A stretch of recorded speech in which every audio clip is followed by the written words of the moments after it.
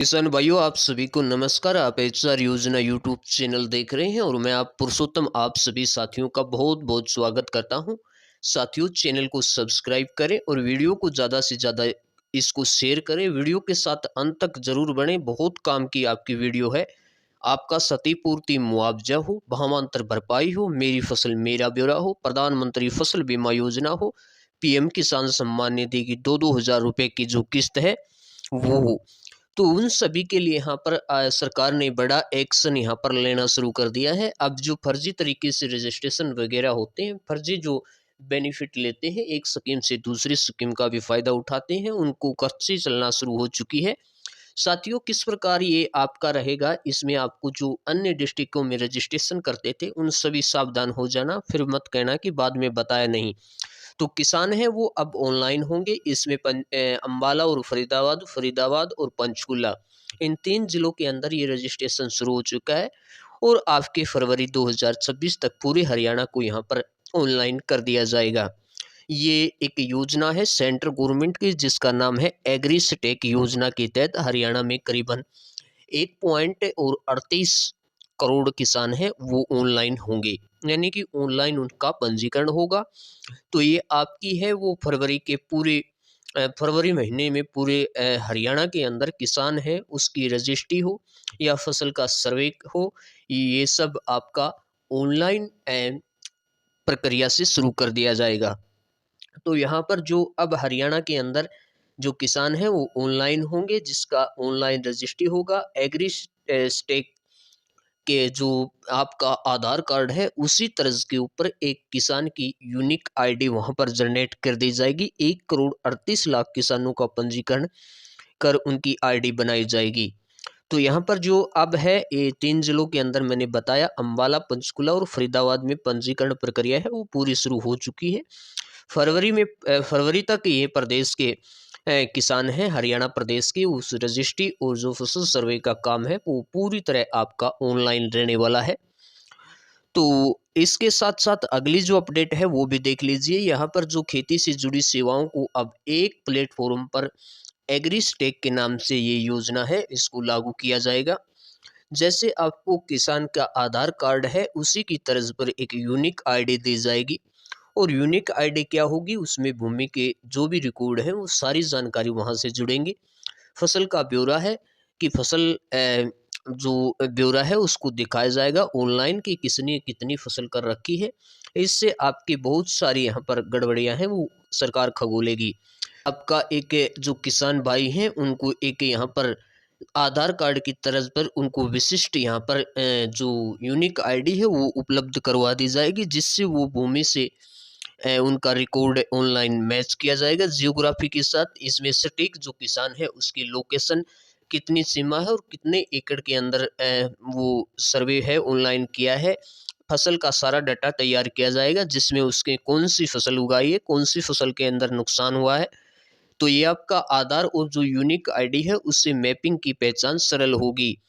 तो यहाँ पर इसका सरकार ने ये जो एग्रीस्टेक ऐसे आपकी इसके अंदर बहुत सारे बदलाव किए जाएंगे, जिसमें आपका यहाँ पर जो ऑनलाइन प्लेटफॉर्म तैयार होने के बाद पीएम किसान सम्मान निधि, प्रधानमंत्री फसल बीमा योजना या आपका जो क्षतिपूर्ति मुआवजा, मेरी फसल मेरा ब्यौरा, आपके कोई भी हरियाणा प्रदेश के अंदर जो किसान भाइयों को सब्सिडी दी जाती है या फिर आपका ऑनलाइन जो भी है कृषि विभाग से संबंधित, वो एक पारदर्शी तरीके से यहाँ पर जो योजनाएं हैं उस और सब्सिडी है वो बिना किसी बिचौलिए के सीधे उनके खाते में जाएगा। जितना उसका बनेगा उतना ही उसके आधार पर ये उनके पास जाएगा।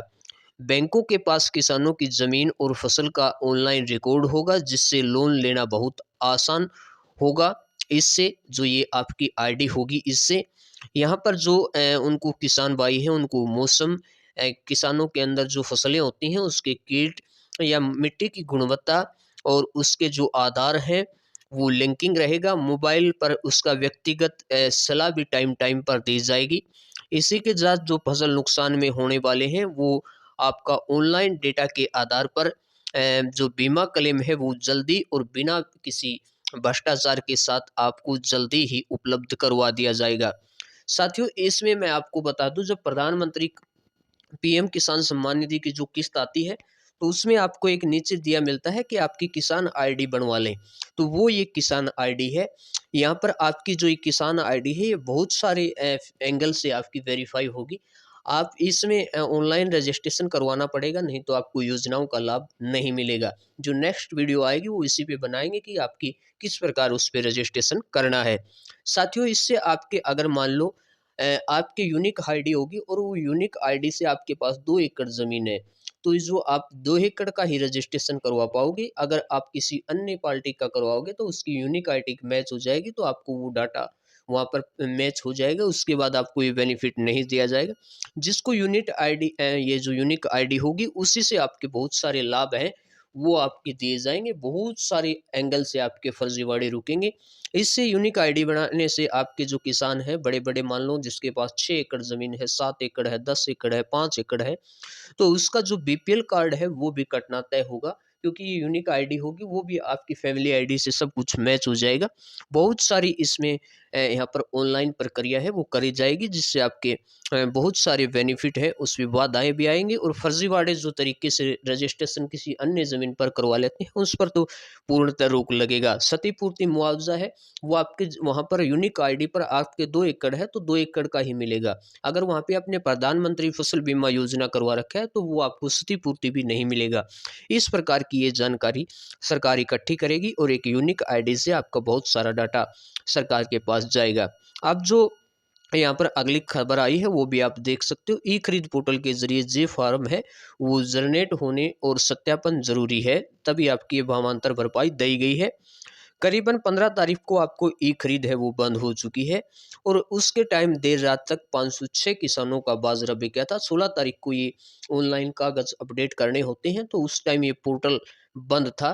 तो ऐसे में जो करीबन एक जिले का आंकड़ा है, करीबन 506 हैं वो भावांतर भरपाई से वंचित रह गए हैं।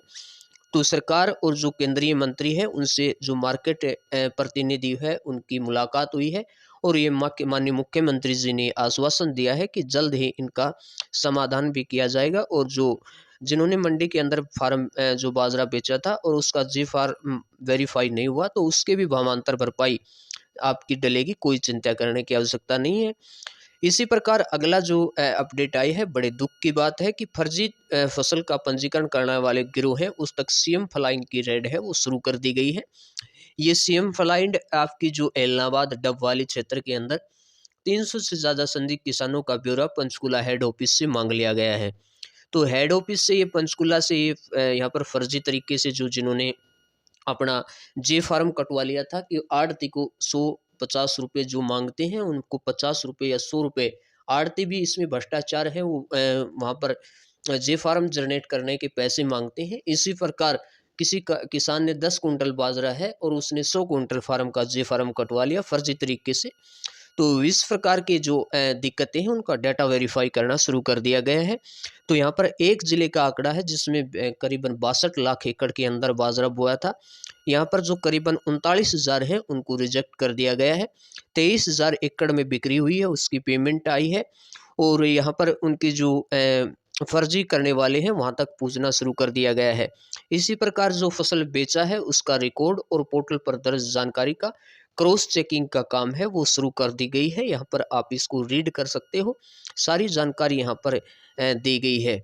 तो यहाँ पर जो फर्जी तरीके से जे फार्म कटवाया है उन सभी की यहाँ पर जांच शुरू कर दी गई है सीएम फ्लाइम के माध्यम से, और जो अन्य जिलों में रजिस्ट्रेशन करवाया था। इसी प्रकार जिनों के पास बाजरा 1 कुंटल है, 10 कुंटल है, उन्होंने 100 कुंटल का, 150 कुंटल का आपका फ़ायदा देख करके और उनको कुछ जो मार्केट कमेटी के अंदर जो वहाँ पर आड़ती हैं, उनने अपना 100 कुंटल का, किसी का 150 कुंटल का, इस प्रकार के जो हैं वो पैसे दे करके जो इसका जे फार्म है वो काटे गए हैं।